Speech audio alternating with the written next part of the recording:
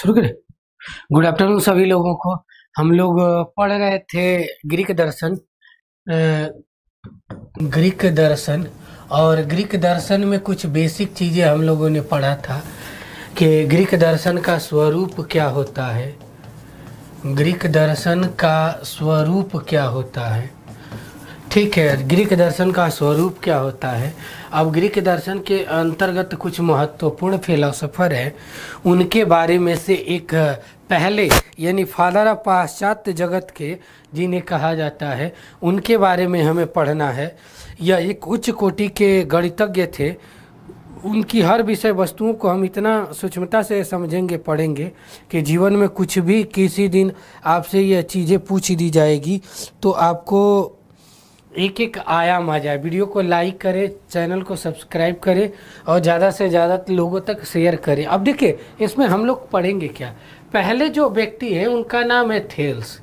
अब थेल्स की थोड़ी सी बेसिक चीज़ों से लेकर इसके हर आयाम को हम इतने सूक्ष्मता से समझने का प्रयास करेंगे जिससे आपके हर आयाम की पूर्ति हो जाए। आपका चाहे आप पॉलिटिकल साइंस के विद्यार्थी हों तब, चाहे फिलॉसफी के विद्यार्थी हों तब, चाहे आप किसी भी सब्जेक्ट के विद्यार्थी हों, मेरे पढ़ाने का एक ही उद्देश्य होता है कि उस विषय वस्तु के बारे में आपकी एक बेसिक समझ से लेकर ओवरऑल थोड़ी पकड़ हो, जिससे आप किसी भी व्यक्ति से सूक्ष्मता से उन सभी विषय वस्तुओं पर वार्तालाप कर सकते हैं।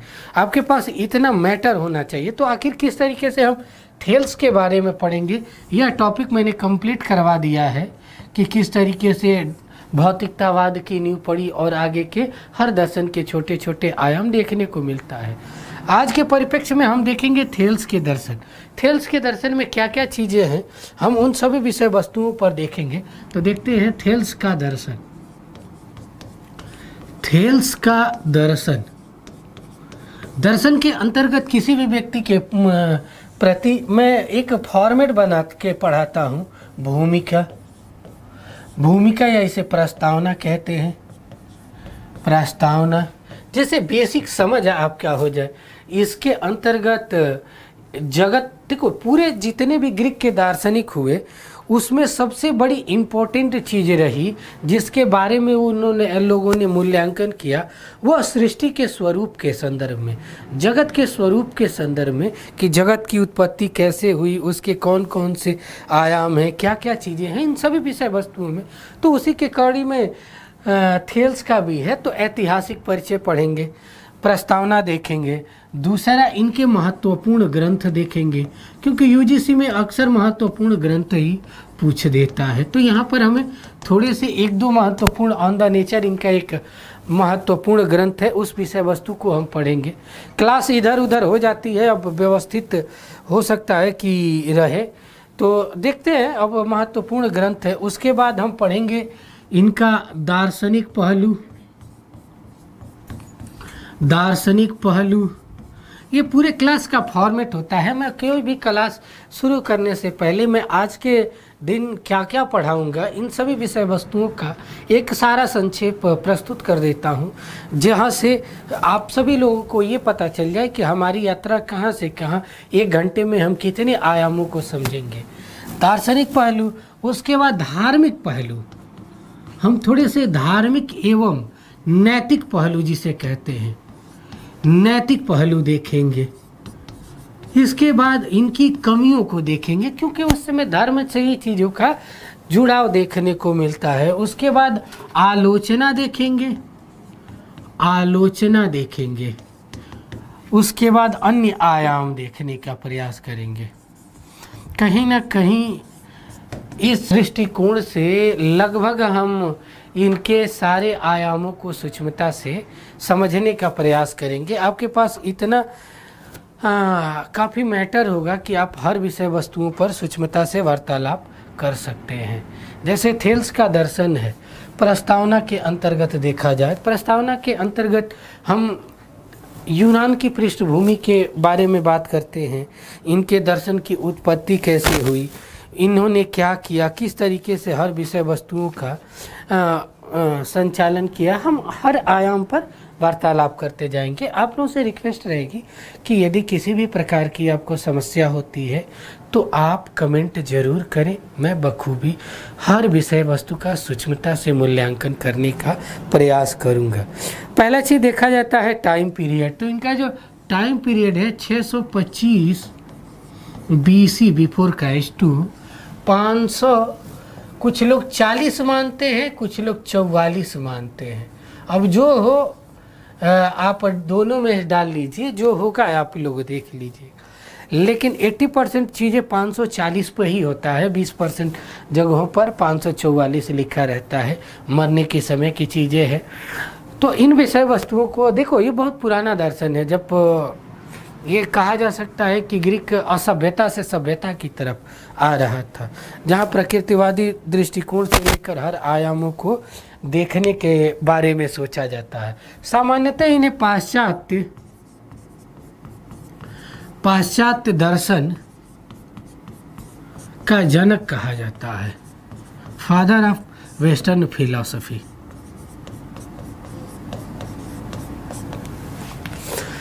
फादर ऑफ वेस्टर्न फिलॉसफी कहा जाता है। क्यों कहा जाता है? कि क्योंकि यह पहले व्यक्ति थे जिन्होंने मूल रूप से आकर गणित से वैज्ञानिक दृष्टिकोण को धार्मिक और दार्शनिक दृष्टिकोण में सत्यापित करने का प्रयास किया, तार्किक दृष्टिकोण से सत्यापित करने का किया कि दर्शन की चीज़ें अलग होती है, धर्म की चीज़ें अलग होती है, नैतिकता अलग चीज़ें हैं। अन्य आयामों को हम अलग अलग दृष्टिकोण में देखकर चलने का प्रयास करते हैं।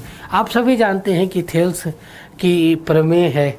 जैसे थेल्स एक गणितज्ञ थे, ये थेल्स प्रमेय है, यानी ABCDE, तो ये इसके बराबर, ये इसके बराबर। तो ये थेल्स प्रमेय के जनक माने जाते हैं, थेल्स प्रमेय के प्रतिपादक माने जाते हैं। तो हम ये नहीं, यहाँ पर गणित बेसिक सामान्य जानकारी के तौर पर हम प्रस्तावना के अंतर्गत देखते हैं। तो यह थेल्स प्रमेय के प्रणेता थे, प्रमेय के प्रवर्तक माने जाते हैं,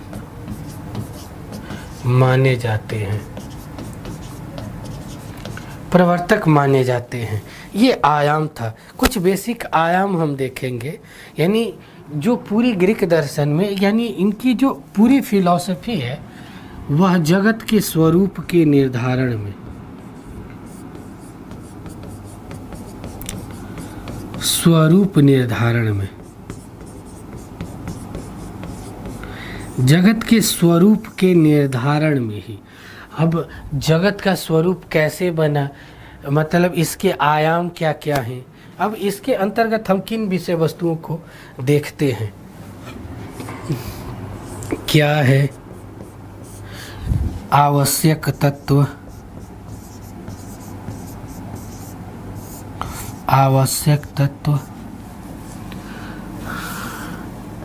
निर्माण एवं विनाश की प्रक्रिया।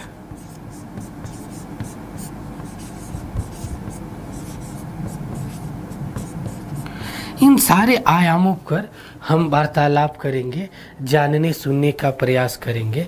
हम इन विषय वस्तुओं को थोड़ा सा देखते चलेंगे, समझते चलेंगे। आप लोगों से रिक्वेस्ट है, वीडियो को लाइक करें, चैनल को सब्सक्राइब करें और शेयर करें। जब ज़्यादा से ज़्यादा लोग बढ़ेंगे, जैसे कल अच्छे खासे लड़के थे जहां पर आंसर भी कर रहे थे, तो सभी लोगों को मैंने बोला, बताता हूं कि इस टाइम थोड़ा सा मेरे टाइम टेबल अव्यवस्थित हो जाता है, तो ठीक है, वो कोई बात नहीं। हमें जब भी समय मिले हमें उन्हें हर विषय वस्तु को देखना चाहिए, यानी जगत के स्वरूप का।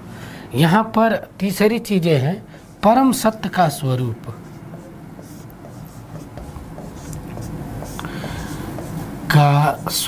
निर्धारण।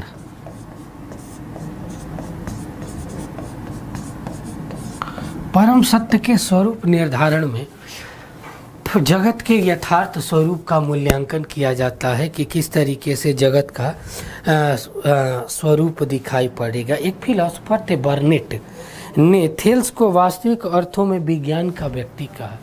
एक व्यक्ति थे बर्नेट तो थेल्स के बारे में कहते हैं कि थेल्स वास्तविक रूप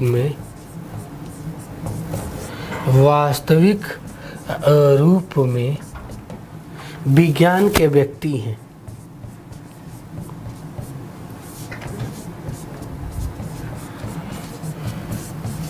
विज्ञान के व्यक्ति हैं जो वैज्ञानिक दृष्टिकोण से हर विषय वस्तुओं का क्या करते हैं, सूक्ष्मता से मूल्यांकन करते हैं। ये शॉर्ट सिनॉप्सिस के रूप में आप लोग बना लेंगे तो एक चीज़ होगा कि आप लोगों को के पास इतना मैटर होगा इस विषय वस्तु पर कि आप किसी भी व्यक्ति के सामने किसी भी कंपटीशन में इनके बारे में हर आयाम से बोल सकते हैं, देख सकते हैं हर आयाम को। ठीक है, इन्होंने सूर्य ग्रहण की भविष्यवाणी, जो सूर्य ग्रहण लगता है उसकी भविष्यवाणी इन्होंने ही किया था।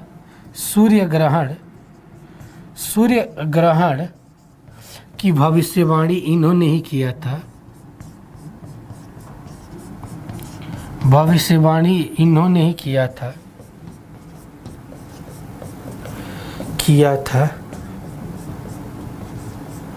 इन्होंने ही किया था। भविष्यवाणी इन्होंने ही किया था। सूर्य ग्रहण की भविष्यवाणी इन्होंने किया था। इन्हें माइलेशियन मत के संस्थापक के रूप में जाना जाता है। पूछ देता है माइलेशियन ग्रुप के संस्थापक कौन है, या चार विकल्प देता है। पूछ देता है माइलेशियन, इलेनियम, ओएनिक, ये सारे ग्रुपों के सदस्य कौन के, तो वहाँ पे आपको कन्फ्यूजन होता है। तो बेसिक चीज़ों में हम इन चीज़ों को लिखते चले तो थोड़ा सा एक और जोड़ ले तो इन्हें माइलेशियन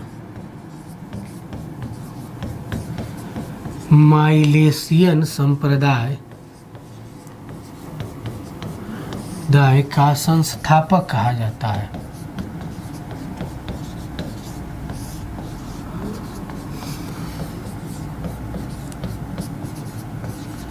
माइलेशियन संप्रदाय का संस्थापक कहा जाता है। ये फैक्ट है, कंसेप्ट विथ फैक्ट मैं हमेशा पढ़ाता हूँ। तो ये फैक्ट हैं जो आपके एग्जाम ओरिएंटेड हैं, कहीं भी बोलेंगे तो उसका एक अलग प्रभाव पड़ेगा।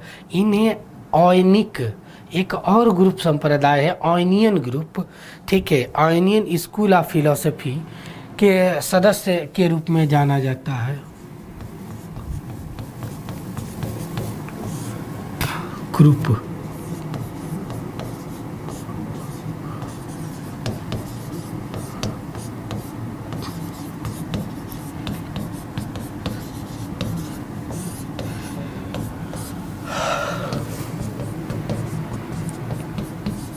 संस्थापक के रूप में जाना जाता है।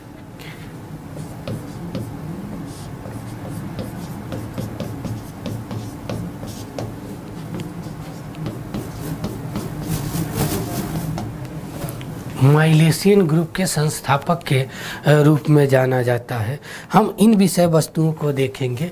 नेक्स्ट कड़ी है, आप यहाँ पर देखेंगे महत्वपूर्ण ग्रंथ। तो इनके महत्वपूर्ण ग्रंथ में जो सबसे फेमस है ऑन द नेचर,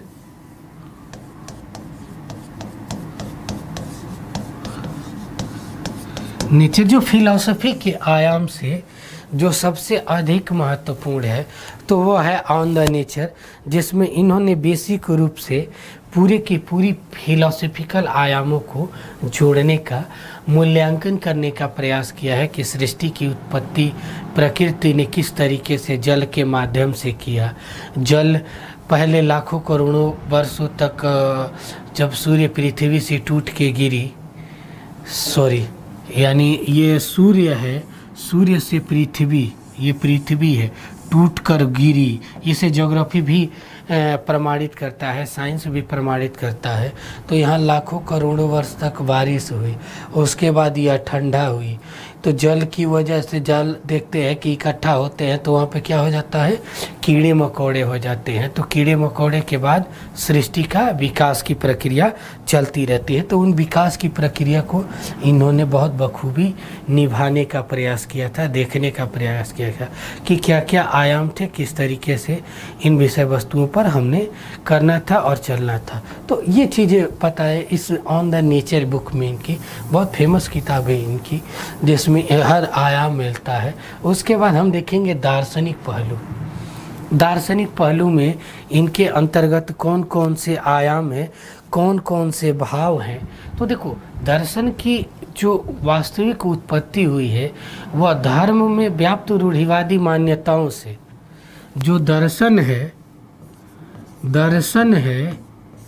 वह वास्तव में धर्म की व्याप्त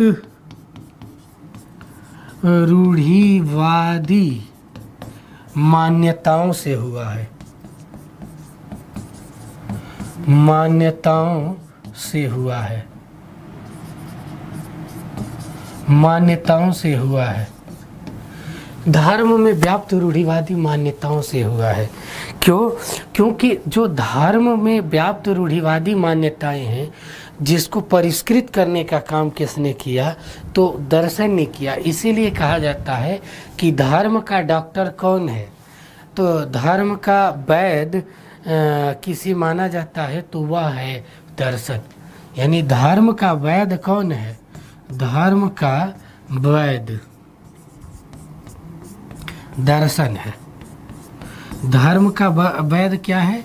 दर्शन है, जो परिष्कृत करने का काम किया करता है। भारतीय परिप्रेक्ष्य में यह अवधारणा काफ़ी हद तक तार्किक लगती है, क्योंकि यहाँ पर हर आयाम को थोड़ा अलग सूक्ष्मता से देखने समझने का प्रयास किया जाता है। यानी धर्म का वैध किसे है?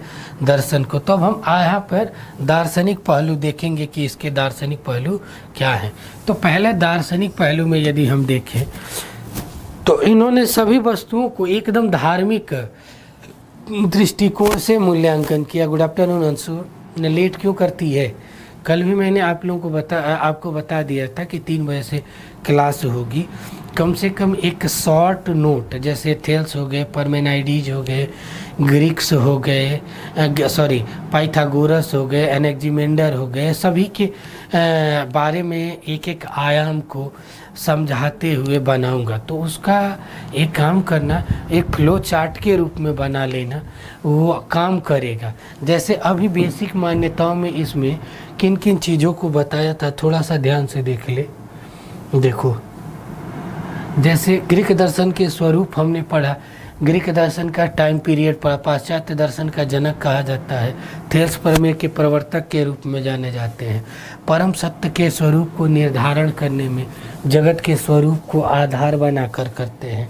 जगत के निर्धारक तत्वों में कल भी मैंने बताया था, सन के जितने भी हैं तो उनमें से मेन रूप से क्या थे कि सभी के सभी लोग ये मानते थे कि सृष्टि की उत्पत्ति कैसे है। इसे इसलिए डिटेल से थोड़ी से पढ़ना, क्योंकि पीएचडी में पढ़ाई नहीं होती है। पीएचडी में एक सब्जेक्ट जो इस टॉपिक पे ही पढ़ाई होती है, तो एक्स्ट्रा नहीं पढ़ोगे तो कल दिन वेस्टर्न कहीं प्रोफेसर बनोगी, आप बनेंगे तो वहाँ पर आपको डिटेल्स वेस्टर्न में उठा के दे दिया गया तो बैंड बज जाएगी। तो इतना तो मैटर रहता है, तो जीवन भर काम करता है। इसीलिए चाहे कोई किसी विषय वस्तु के बारे में यदि पूछ देता है कि थेल्स के बारे में क्या जानते हो, तो आपके पास इतनी समझ होती है कि 1 घंटा उनसे वार्तालाप कर सकते हैं। ठीक है। देखो, कहा जाता है कि जहाँ सबकी दृष्टिकोण खत्म होता है वहाँ दर्शन का दृष्टिकोण खत्म होता है, शुरू होता है। यदि फिलॉसफी को छोड़कर किसी भी सब्जेक्ट के व्यक्ति को कह दिया जाए कि शून्य के ऊपर बोलो, तो शून्य के ऊपर बोलने में 10 मिनट 1 घंटा में बोल के ख़त्म हो जाएगा। लेकिन एक फिलॉसफी ही है कि यदि शून्य के ऊपर बोलने को कहा जाए तो 12 घंटे भी बोला जा सकता है। इतनी आयाम है। तो हमें हर विषय वस्तु के बारे में एक बेसिक अंडरस्टैंडिंग के साथ अच्छा ज्ञान रखना चाहिए। दुनिया की यही ऐसी पूंजी है ना, कभी ख़राब नहीं जाती है। जहाँ भी रहेगी अच्छा परफॉर्मेंस देगी, आपकी इज्जत बढ़ाएगी, हर चीज़ें बढ़ाएगी। एक थिंकर थे बर्नेट साहब, तो वो कहते हैं कि वास्तव में थेल्स विज्ञान के व्यक्ति हैं, विज्ञान के वास्तविक व्यक्ति हैं, जिन्होंने विज्ञान के आधार पर, गणित के आधार पर हर चीज़ों को देखने का प्रयास किया है। इनको सूर्य ग्रहण जो लगता है उसकी भविष्यवाणीकर्ता के रूप में जाना जाता है। इसके बाद माइलेशियन संस्था, माइलेशियन ग्रुप में कौन कौन से आते हैं, कल क्वेश्चन भी था, मैंने करवाया था, तो आप देखे थे माइलेशियन ओनियंस ग्रुप का फिलोसफी, तो इन दोनों को जाना जाता है। नेक्स्ट इनकी एक जो फेमस किताब है ऑन द नेचर, बहुत फेमस थी, जिसके बारे में इन्होंने हर आयाम से बखूबी मूल्यांकन करने का प्रयास किया था। अब इनके हम अन्य आयाम पढ़ेंगे, दार्शनिक पहलू। तो दार्शनिक पहलू में हम देखेंगे कि दर्शन को धर्म में व्याप्त रूढ़िवादी मान्यताओं को परिष्कृत करने का काम किया जाता है। धर्म का वैध किसे कहा जाता है, तो धर्म का वैध दर्शन को कहा जाता है। अब इन्होंने शुभारंभ जो किया, उन्होंने कहा, अब यहाँ पे थोड़ा सा समझने वाला है। अब इन चीज़ों को यदि हम ये कहें दूसरा, तो ये कहते हैं कि विश्व का उद्भव तत्व, कर्ता तत्व जल है।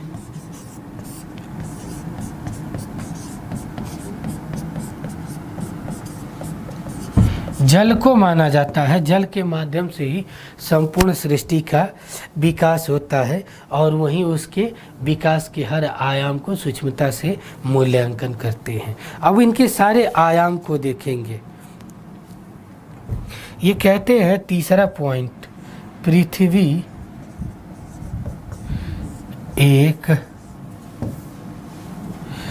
एक समतल जल चक्र है। जल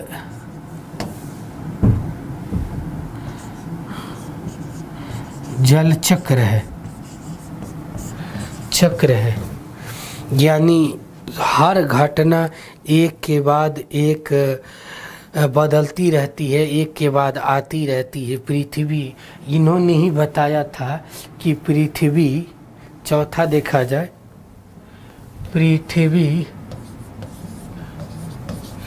जल के ऊपर तैरती है।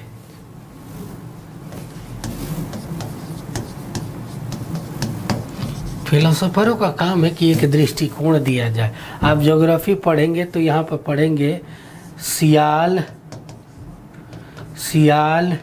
सीमा, निफे।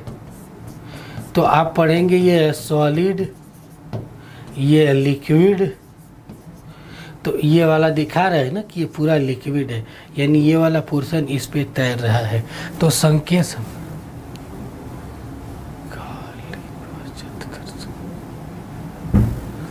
देख, इसके कंप्लीट करने के बाद पढ़ाएंगे ना, इसको कंप्लीट करने के बाद ना हम पढ़ा देंगे।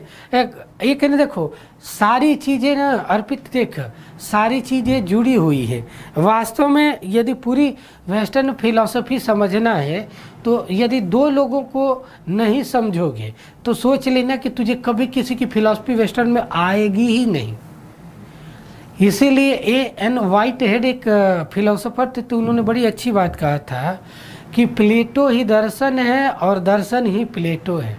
बिना प्लेटो और अरस्तु के समझे हम दुनिया के किसी भी वेस्टर्न थिंकर को समझते हैं, कहते हैं कि हम जानते हैं, तो वो चीज़ें नागवार गुजरती है कि वो गलत है कि आपके बारे में उस विषय वस्तु, क्योंकि सबने, यहाँ तक बर्कले ने तो यहाँ तक कह दिया था कि फिलोसोफर बनने के लिए आपको प्लेटो का मानस पुत्र बनना पड़ेगा। जब तक आप प्लेटो का मानस पुत्र नहीं बनते हैं, यानी प्लेटो की आइडियोलॉजी से प्रभावित नहीं होते हैं, आप फिलोसोफर नहीं बन सकते हैं। आप लोगों को एक रोचक बात बतानी थी, जो फिलोसोफर शब्द है, बेसिक चीज़ें, फिलोसोफर शब्द की पहली बार उद्भव किसने किया था, किसने दिया कि he is a philosopher? Thales, Pythagoras, Heraclitus, Parmenides. यदि किसी भी भ्राता बंधु को आए तो जरूर बताएं कि यह किसने दिया।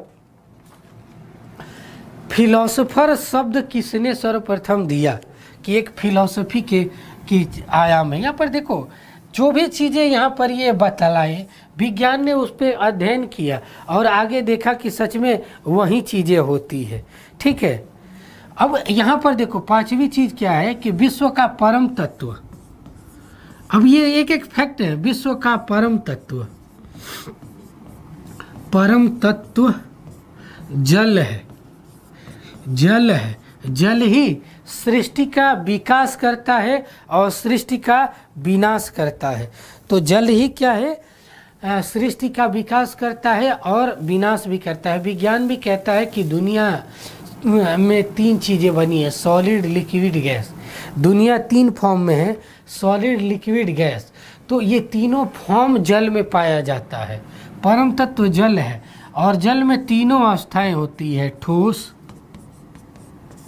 केवल 2 पेज में लगेगा, आप एक शॉर्ट नोट्स बना लीजिए समझ के, जीवन में आपको कभी भी दिक्कत नहीं होगा। यानी भाप, भाप, द्रव्य जल, ठोस बर्फ। इन्होंने कहा कि दुनिया का यही एक पदार्थ है कि जो तीनों अवस्थाओं में देखने को मिलता है और एक दूसरे को कन्वर्ट किया जा सकता है। यदि भाप को ठंडा कर देंगे तो पानी बन जाएगा, पानी को और ठंडा कर देंगे बर्फ़ बन जाएगा, बर्फ़ को गर्म कर देंगे पानी बन जाएगा, पानी को गर्म कर देंगे ठंडा भाप बन जाएगा। तो नहीं, थेल्स नहीं थे मेरे लाल, वह थेल्स नहीं थे। फिर पाइथागोरस शब्द का सर्वप्रथम जो उद्भवकर्ता के रूप में जो दिए उनका नाम है पाइथागोरस, पाइथागोरस। पाइथागोरस व्यक्ति थे जिन्होंने पहली बार फिलोसोफर शब्द का सृजन किया था, उद्भवकर्ता के रूप में माने जाते हैं। ठीक है, तो ये बेसिक चीज़ें हैं, बहुत कम जगहों पर मिलेगी, बहुत रेयर केस में। याकूब मसीह, शोभा निगम, 4-5 चीज़ों को पढ़ोगे तब जाके वहाँ पर मिलेगी। कम से कम 6-7 किताबों का मिक्स करके पढ़ोगे तब यहाँ चीज़ें मिलेगी। और यहाँ मेरे नोट्स में बना हुआ है तो आपको फ्री में मिल जा रहा है। अब देखो, कहते हैं कि जल ही सृष्टि का परम तत्व है। जल में किस तरीके से विकास करने की प्रवृत्ति पाई जाती है वो समझाते हैं कि दुनिया कैसे बनी है। एक घंटे के अंदर आप थेल्स के सारे आयाम समझ लेंगे। बस 1 घंटे के यदि खर्च करने से पूरे चीज़ें मिल जाती है तो लेने में कोई दिक्कत नहीं होती है, आराम से ले लेना चाहिए। ठीक है, तो ये कहते हैं कि देखो, जल से ही जल है, जल में सजीव और निर्जीव, लिविंग थिंग्स और non living things, non living things दोनों के भाव पाए जाते हैं और दोनों की इस उत्पत्ति का आधार देखते हैं। दोनों का, एक सेकेंड थोड़ा सा रुकिएगा।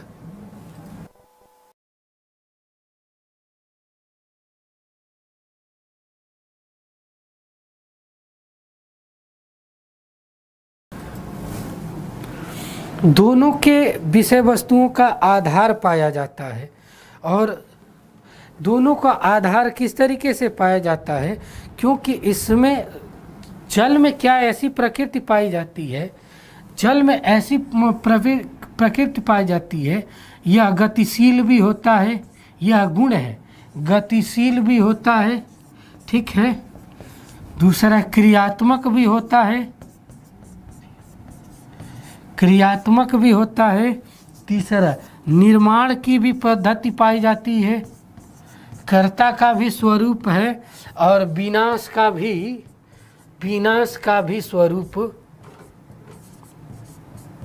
स्वरूप देखने को मिलता है। ये सारे स्वरूप जल में दिखाई पड़ते हैं। इसलिए सृष्टि का आधार क्या है, तो केवल और केवल एक चीज़ है, वह है जल।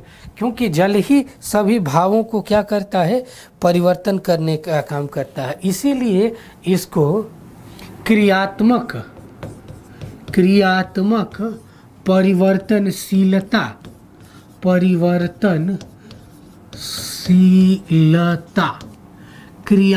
परिवर्तनशीलता का सिद्धांत कहा जाता है, सिद्धांत कहा जाता है। क्रियात्मक परिवर्तनशीलता का सिद्धांत कहा जाता है, क्योंकि यह जिस भाव में मिलता है उसके रूप ले लेता है, उसका स्वरूप धारण कर लेता है, इसीलिए इसे क्या बोला जाता है, क्रियात्मक परिवर्तनशीलता का रूप बोला जाता है। अब एक चीज़ और है कि इसमें जल एक प्राकृतिक अवयव है, जल को एक प्राकृतिक अवयव है, एक कृतिक अवयव है जो सृष्टि के विकास करने का काम करता है। इसीलिए इनके दर्शन को प्रकृतिवादी दर्शन भी कहा जाता है।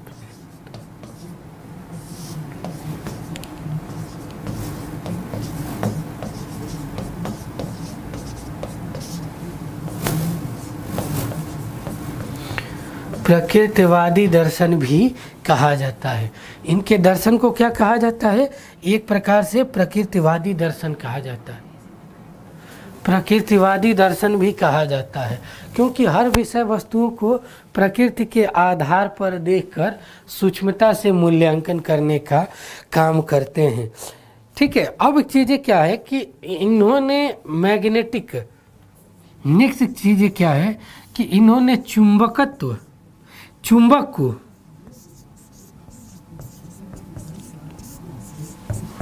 आत्मा के रूप में स्वीकार किया है।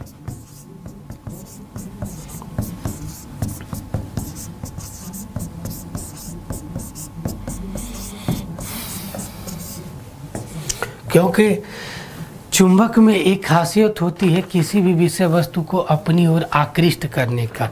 मैग्नेटिक चीज़ें हो तो उसे तुरंत खींच लेता है। ठीक है, तो कहते हैं कि आत्मा भी हमारी वैसी ही होती है। जैसे पाइथागोरस कहते हैं कि शरीर क्या है, तो आत्मा का निवास स्थल है। ठीक है, शरीर निवास करती है आत्मा में, यानी आत्मा के लिए पिंजड़ा क्या है, तो यह शरीर है, इसी पिंजड़े में कैद होता है। और वो किस लिए होता है, क्योंकि अज्ञानता के कारण होता है, दुख के कारण वह बार बार इस पिंजड़े में फंसा रहता है। तो क्या क्या चीज़ें थी, अब देखो चुंबकत्व को यह आत्मा के रूप में स्वीकार करते हैं। इनकी एक बहुत अच्छी चीज़ ये है कि यह भी स्वीकार करते हैं कि जो आइडियोलॉजी है, ज्यामिति, जो आप क्लास 6 या 7 में शुरू करेंगे तो आपको ज्यामिति पढ़ाया जाएगा। तो ज्यामिति भी, गणित में ज्यामिति के जनक इन्हें कहा जाता है।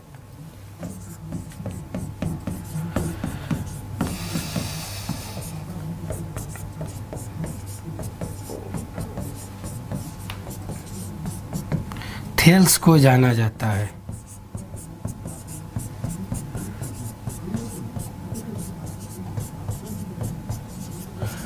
ज्यामिति विज्ञान के जनक के रूप में थेल्स को जाना जाता है, जिन्होंने हर भाव को उद्भव करके बताने का प्रयास किया।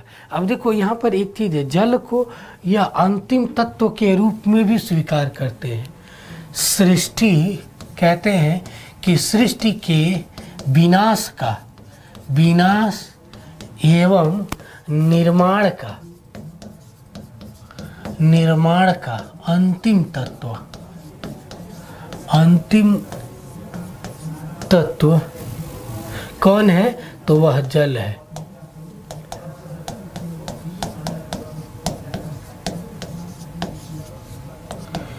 सृष्टि का निर्माण का और विनाश का अंतिम तत्व क्या है, तो वह जल है। क्योंकि जल में हर भाव पाए जाते हैं, विकास करने की भी और विनाश करने की दोनों प्रवृत्तियां पाई जाती हैं। थेल्स एक गणित के वैज्ञानिक दृष्टिकोण से पहली बार फिलॉसफी को सोचने का काम किए, इसीलिए थेल्स को प्रथम दार्शनिक के रूप में भी माना जाता है। आप लोग वीडियो को लाइक करें, चैनल को सब्सक्राइब करें और शेयर करें, जिससे ज़्यादा से ज़्यादा लोगों तक पहुंच सके। और जो भी थेल्स से संबंधित आपके मन में अवधारणाएं हों ज़रूर बताएं। मैं उसके हर आयाम को, चाहे आप फिलॉसफी के स्टूडेंट हैं, पॉलिटिकल साइंस के स्टूडेंट हों, किसी भी सब्जेक्ट के हैं, आप उस विषय वस्तु पर हमसे हर आयाम में वार्तालाप कर सकते हैं और उसी दृष्टिकोण में हर चीज़ें प्राप्त कर सकते हैं। तो ये था सृष्टि के विनाश और विकास की संपूर्ण प्रक्रिया, इसके अंतर्गत इसके हाथ में है। नेक्स्ट चीज़ क्या है, एक चीज़ है कि सृष्टि को जल के ऊपर चलायमान मानकर संपूर्ण सृष्टि की विषय वस्तुओं का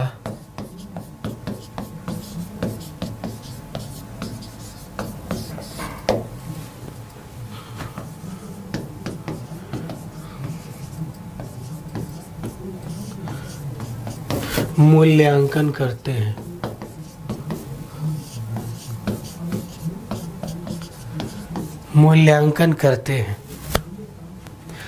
सूक्ष्मता में मूल्यांकन करते हैं। ठीक है, तो ये विषय वस्तुएं थी। अब इनकी जो संपूर्ण कहते हैं कि संपूर्ण तत्व मीमांसा, दो शब्द होते हैं दर्शन में। वास्तविक रूप से दो ही दृष्टिकोण होते हैं, एक तत्व मीमांसा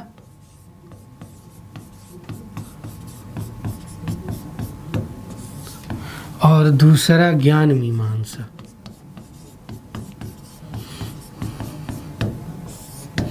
ज्ञान मीमांसा क्या है और तत्व मीमांसा क्या है? तत्व मीमांसा क्या है? जिसमें ईश्वर, आत्मा, जगत इत्यादि का अध्ययन किया जाता है, तो इसे तत्व मीमांसा कहते हैं। जबकि ज्ञान मीमांसा ज्ञान प्राप्त करने वाले साधन,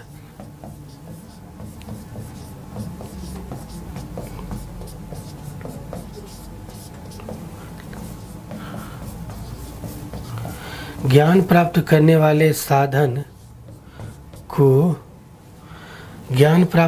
वाले साधन एवं तत्व को ज्ञान मीमांसा कहा जाता है। ये क्यों मैं बता रहा हूँ, अभी आगे बताऊंगा है। अब इसमें 5 इंद्रियां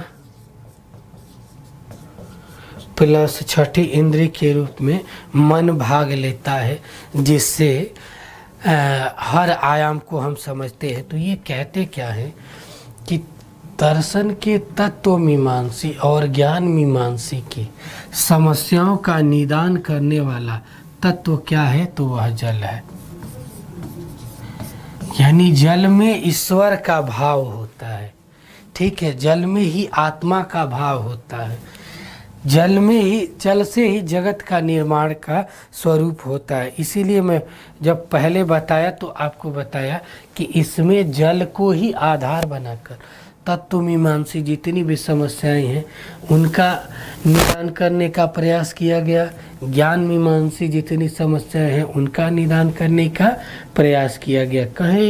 कहने का तात्पर्य यही है कि हर विषय वस्तु का हर आयाम से कहीं मूल्यांकन देखने को मिलता है तो वह जल में ही मिलता है। जल में उत्पत्ति, जल में वास, जल में नलनी तोर निवास।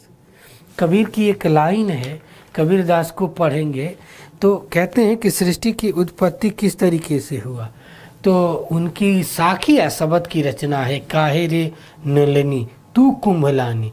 जल में उत्पत्ति, जल में वास, जल में नलनी तोर निवास। कहने का मतलब कि हे आत्मा, तुम क्यों कुंभला रहे, मूर्जित हो रहे हो? तेरी तो उत्पत्ति ही उससे हुई है, तुम तो उसके ही भाव हो। यानी जल में उत्पत्ति, जल में वास, जल में नलिनी तोर निवास।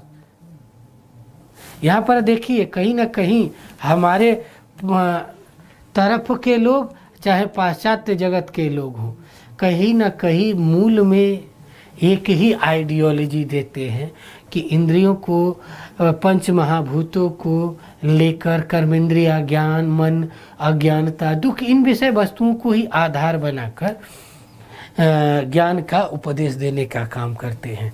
अब इन विषय वस्तुओं के साथ इनकी कुछ, यानी आपको समझ में आ गया कि दर्शन की ज्ञान मीमांसा एवं तत्व मीमांसा सभी समस्याओं का आधार तत्व क्या है, तो जल है। जल से ही तत्व मीमांसी समस्याओं का सॉल्यूशन होता है और जल से ही ज्ञान मीमांसी समस्याओं का सॉल्यूशन होता है। नेक्स्ट है धार्मिक और नैतिक पहलू। तो देखो धार्मिक पहलू के तरह देखें तो यह एक धार्मिक अनुष्ठान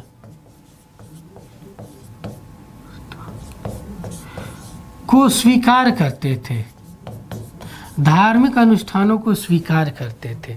नैतिकता क्या है कि आहार व्यवहार आचरण पर, नैतिकता में देखें आहार व्यवहार एवं नैतिक आचरण पर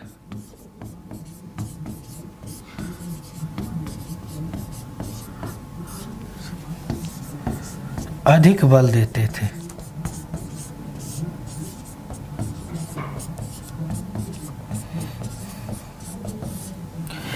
नैतिक आचरण पर अधिक बल देते थे क्योंकि इसी से संपूर्ण सृष्टि का आधार माना जाता है। अब नेक्स्ट की चीज़ें में हम क्या पढ़ेंगे, आलोचना पढ़ेंगे। आलोचना एक ही व्यक्ति ने किया, इनके सिद्धांतों की आलोचना एक ही व्यक्ति ने बहुत बखूबी किया। उनका नाम क्या है, उनका नाम है अरस्तु। अरस्तु ने इनकी पूरी फिलॉसफी को काट कर दिया और वास्तविक यही है कि फिलॉसफी के हर आयाम पर परिष्कृत कर आगे बढ़ाने में अरस्तु का बहुत बड़ा योगदान है। अरस्तु के बारे में एक बात कही जाती है तो न तो सृष्टि में उसके जैसा कोई व्यक्ति आया था, न आया है, न कभी आएगा। क्यों कहा जाता है, क्योंकि वह ज्ञान का लेवल था। Father of political science, father of philosophy, father of zoology, हर क्षेत्र में, ज्योग्राफी में, हर सब्जेक्ट में किसी ने नई दृष्टिकोण देकर प्रयास किया था, तो वह केवल और केवल एक व्यक्ति है, अरस्तु। तो अरस्तु क्या कहता है, कहते हैं अरस्तु का मानना है कि थेल्स प्रत्येक व्यक्ति में देवत्व का भाव स्वीकार करता है। क्या कहते हैं, यहाँ पे थोड़ा सा लिख ले, का मानना है कि थेल्स, कोटेशन को एकदम पूरी तरीके से वैसे ही लिखने का प्रयास करना चाहिए, समझने का प्रयास करना चाहिए, क्योंकि कोटेशन कहीं बदलती नहीं है, वो हूबहू चिपका दी जाती है। तो आज यहाँ पे जानेंगे, BA MA कोट करके लिखेंगे तब भी अच्छा नंबर मिलेगा। दूसरी चीज़, यदि आप किसी चीज़ का मूल्यांकन करते हैं तब भी वो अच्छा मिलेगा। थेल्स प्रत्येक व्यक्ति में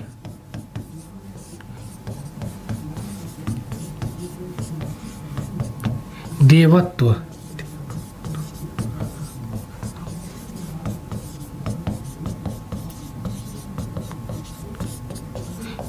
का भाव समझते थे। जिसमें देवत्व का भाव समझते थे उसके अंतर्गत, क्योंकि जल भौतिक होता है, जल को मानसिक रूप से नहीं मानते हैं, देवत्व समझते हैं। और देव क्या है, देवता क्या है, मानसिक अवधारणा है। कभी भी पूछा जाए कि देवता कैसे होते हैं तो दुनिया कोई भी व्यक्ति नहीं बताएगा कि इस आकृति के होते हैं। ये तो हम अपनी सुख सुविधा के लिए बना लिए हैं कि भगवान शंकर ऐसे हैं, भगवान राम ऐसे हैं। ये केवल हमारी एक कोरी कल्पना है। मानसिक आइडियोलॉजी है जो किसी भी व्यक्ति विशेष के रूप के आधार पर धारण करके हम अपनी पूजा पाठ के लिए क्या करते हैं, अपनी आत्मसंतुष्टि के लिए बना लेते हैं। नहीं तो वास्तव में न तो भगवान का कोई स्वरूप देखा है, न तो कोई जानता है कि वह किस रंग के दिखते हैं, किस कलर के दिखते हैं, कैसा उनका फेस है। एक आइडियल फॉर्म के रूप में सारे कवि हों, सारे लेखक हों, सारे ऋषि मुनि हो, सबने अपना बना लिया है। कुछ इसमें से कुछ निर्गुण भी उपासक रहे हैं, कुछ सगुण भी रहे हैं, जिसमें मीराबाई का नाम सुने हैं। कहती हैं, हे हरि मैं तो प्रेम दीवानी, मेरे दर्द न जाने कोई, ऊपर असेज पिया नीचे तन बाधे, कैसे मिलन की होवे रोक। कहने का तात्पर्य यही है कि जो एक विह्वलता होती है भगवान और भक्त की चीज़ों को, जहाँ हम ये कल्पना कर लेते हैं कि ऊपर भगवान है, ऊपर तो बादल है, बादल के ऊपर आकाश है, तो भगवान कहाँ है। ये हम अपनी आत्मसंतुष्टि के लिए एक आधार बना लिए, तो कहते हैं कि यह कोरी कल्पना है। ठीक है, प्रत्येक देवत्व समझते हैं, क्योंकि जल एक भौतिक तत्व है, जल भौतिक तत्व है। ठीक है, और भौतिक तत्व में चलायमान होता है, बदलाव होता है, और देवता में कभी बदलाव नहीं होता है। भौतिक तत्व गंदा भी हो सकता है, उसमें कमियां हो सकती है, देवता में कमियां नहीं हो सकती है। आज तक ले सुने हैं, देवता मतलब कि आदर्शता के प्रतीक, और जल मतलब कि जल का कोई स्वरूप नहीं होता है, जिसमें डाल दोगे वो रूप ले लेगा, यानी किसी भी फॉर्मेट में रखा जा सकता है जल। इसलिए हम ये कहें कि पूरी तरीके से जल को ही आधार बनाकर किया जाए तो यह पूरी तरीके से क्या होगा, निराधार होगा। क्या होगा, यह एक प्रकार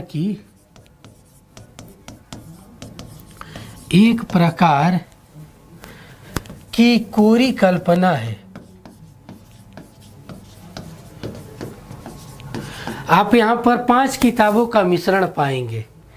ये मेरे नोट्स में आपको याकूब मसीह भी मिल जाएंगे, शोभा निगम भी मिल जाएंगी, दर्शन शास्त्र एक समग्र अध्ययन, ये मेरी वाली किताब है, अमेजन फ्लिपकार्ट पर आ चुकी है, जिसको चाहिए वह ले सकता है। उसके बाद एक पतंजलि IAS, दृष्टि IAS, दोनों के मिश्रण के आधार पर हर भावों को मिलेगा। तो यानी एक किताब पढ़ने के बाद एक क्लास में मतलब आपको 8-9 किताबों का सार संक्षेप मिलेगा, गूगल की कुछ चीज़ें मिलेंगी।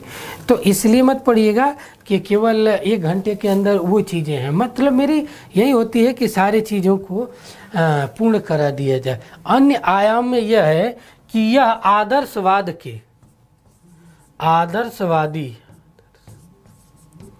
आदर्शवादी अवधारणा हम आराम से पढ़ाते हैं, मस्ती में पढ़ाते हैं, क्योंकि फिलॉसफी आराम से और मस्ती में पढ़ोगे तभी समझ में आएगा। ये इतिहास भूगोल का सब्जेक्ट नहीं है कि इसमें फैक्ट मिलेगा मार अंडरलाइन किए जा रहे हैं, इसमें कुछ अंडरलाइन नहीं, ये विचारों में अंडरलाइन होता है।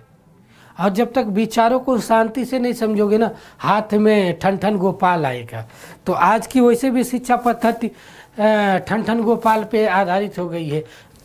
चारों ओर से लूट लो, लूट के पाओगे क्या घंटा, इसमें फिलॉसफी में नहीं आता है। फिलॉसफी में जितना संलीनता से पढ़ेंगे, जितना समझदारी से पढ़ेंगे, उतना धीरे धीरे हर आयाम आपको समझ में आएगा। नहीं समझेंगे आपको कुछ नहीं मिलने वाला है। तो इसलिए इसे ध्यान से एक एक चीज़ें। अन्य में यह आदर्शवादी अवधारणा के सर्वप्रथम झलक मिलती है। इनके दर्शन में आदर्शवादी अवधारणा की प्रथम झलक मिलती है, जहाँ से हर विषय वस्तुओं को उजागर करने का प्रयास करते हैं। तो आज की कक्षा के अंतर्गत हमने किन किन विषय वस्तुओं पर वार्तालाप किया, हम एक स्पष्ट झलक देख लेते हैं कि हमने थेल्स के स्वरूप के बारे में ग्रीक दर्शन की समझा, थेल्स का बेसिक परिचय, भूमिका या प्रस्तावना समझा, थेल्स के महत्वपूर्ण ग्रंथ ऑन द नेचर बहुत ज़्यादा इम्पोर्टेंट है।